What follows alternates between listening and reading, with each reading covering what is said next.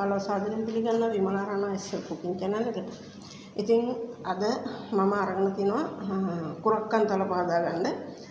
අපි බලමු කුරක්කන්තල හදා ගන්න මොනවට අපිට අවශ්‍ය කරන දේවල් කියලා. මම මෙතන අරගෙන තිනවා පොල් අරගෙන තිනවා. මට එක මේ කරි හදා ගන්න. ඒ වගේම මෙතන තියනවා කුරක්කම් පිටි අපි පිටි කරපුව ගෙනත් තියනවා ග්‍රෑම් 500ක්. මම ඒ වගේම උණු වතුරෙන් තම්බල අරගෙන ගොරක අඹරගෙන තියෙනවා සුදු ඉඳුරු තියෙනවා. මෙතන තියෙනවා අපිට එළවලු කරියක් හදාගන්න ගෝවා තියෙනවා කැරට් තියෙනවා තක්කලි එකක් තියෙනවා අල තියෙනවා ලුණු තියෙනවා මිරිස් සුදු ලුණු තියෙනවා. මෙතන තියෙනවා මාළු කිලෝ එකක් තියෙනවා පර සුද්ධ කරගෙන කපාගෙන. ඉතින් ඒ වගේම අපි මේ ගොරක හුඟක් හොඳින් හොද ගන්න ඕන වැඩි තියෙනවා හරියට. ඉතින් ඒ විදිහට පොඟන්න දාලා හොඳින් හොදලා තම්බගෙන මේ විදිහට අඹරගත්ත හැකි. අපි බලමු කොහොමද මේක හදාගන්නේ කියලා. ඒ ගොර කරන් තියෙන මාළු වලට නේ. ඔව් මාළු වලට. මාළු වලට ගොර කරන් තියෙන මේ විදිහට අපි බලමු කොහොමද රසවත් ඔයාලගේ උඩ ක්‍රමයට කොහොමද හදාගන්නේ කියලා. උඩ නෙමෙයි මාතර ක්‍රමයට.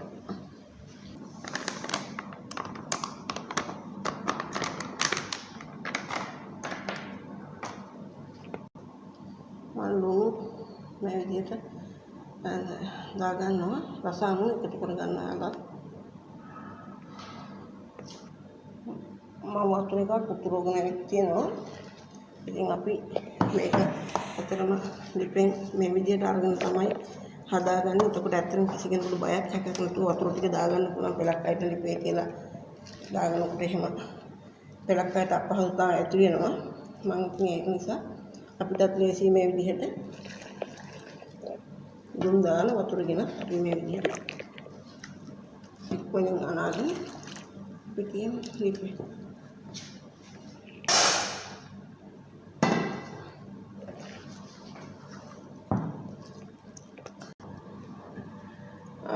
මගේ යාළුවා ඉතින් දකුණ එක්කෙනෙක් තමයි. ඔන්න එයා මට කියන ඉඳගෙන අපේ පැත්තේ ක්‍රමයට නෙමෙයි නෑ දකුණේ කියලා කිව්වට හදන්නේ කියලා. ඉතින් මම වතුර හුඟා උතුරනකන් ඉඳලා තමයි මේ විදිහට මේ සුළු තියාගෙන ඉන්නේ. අපිට මේක ලිප පොඩ්ඩක් උස වැඩි කියලා අපිට ඕනම තියෙන මෙතනදි මේ හැදෙන ක්‍රමය තමයි හුඟක් වැදගත්.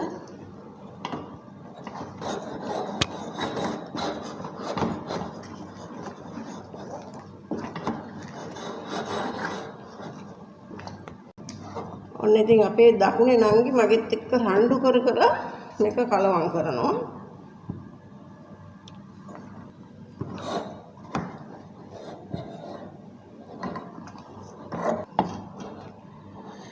දැන් අපි ලිපෝක් කරනවා. ඒක මුලියට දැන් ඔක්කොම ඇවිත් තියෙන්නේ.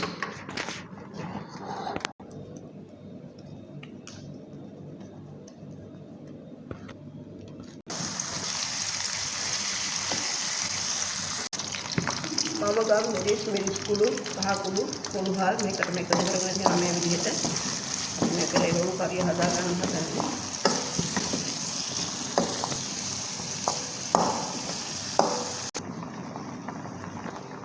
තම සාමාන්‍යයෙන් තැම්බීගෙන දෙනකොට මම පරිප්පු ටික එකතු කරගන්නේ.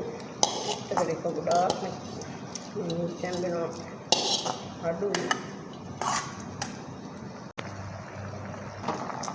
හොඳින් සිරුරේ දැම්මොත් පස්සේ අපි මේ විදිහට ගොර එකතු කරගන්න.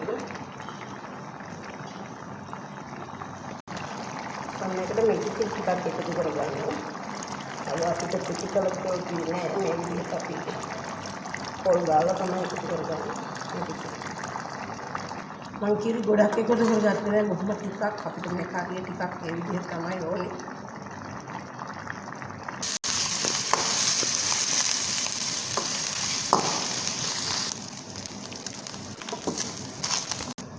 මම සුදු ලුණු ඉඟුරු ඒවා එකතු කරගත්තට පස්සේ මිරිස් ලුණු ඒකට මම මිරිස් කුඩු ගම් මිරිස් ලුණු පාගුරු චුට්ටක් ඔලුපාල් එකතු කරගත්තා. මේ විදිහට මගේ යාළුවා පොඩ්ඩක් එහාට ගියා මට පෙන්නන්න බැරි නිසා මම මේ විදිහට ලිපේ තියද්දිම දැම්මේ. අපි බලමු ඉතින්. මම මේ විදිහට ගොරක් ඔක්කොම මේකට එකතු කරගත්තා. මිරිස් ලුණු පහ පොඩ්ඩක් අපි රත් වෙනද මිරිස් අර විදිහට තෙල් චාක් එකම දාගත්තා. අතිරියටම